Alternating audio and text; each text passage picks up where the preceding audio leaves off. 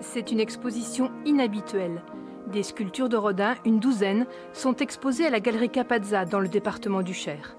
Cette exposition est le fruit de 3 années de travail en collaboration avec le musée Rodin. Nous est venu le désir commun de rapprocher les œuvres d'Auguste Rodin, immense sculpteur, et celles de Georges Jeanclot, qui a énormément marqué l'histoire de la sculpture au XXe. Nous aurions dû inaugurer cette exposition le 28 mars dernier. Malheureusement, ça n'a pas été possible.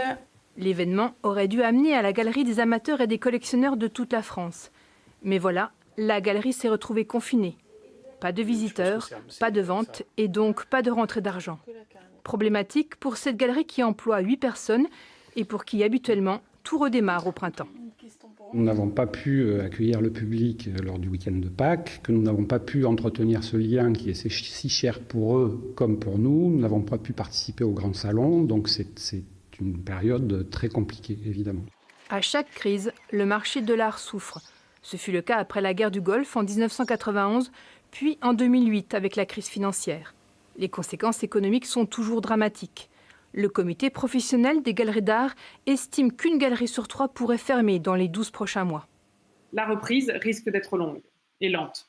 On le sait, justement, de par l'histoire et de par ces crises, on sait que la première chose qu'on arrête d'acheter, c'est peut-être bien l'art, et c'est la dernière chose que les gens vont de nouveau acheter. Les galeries d'art rouvriront leurs portes le 11 mai prochain. Quant aux sculptures de Rodin et de Jeanclot, impassibles, elles attendent patiemment le retour des visiteurs.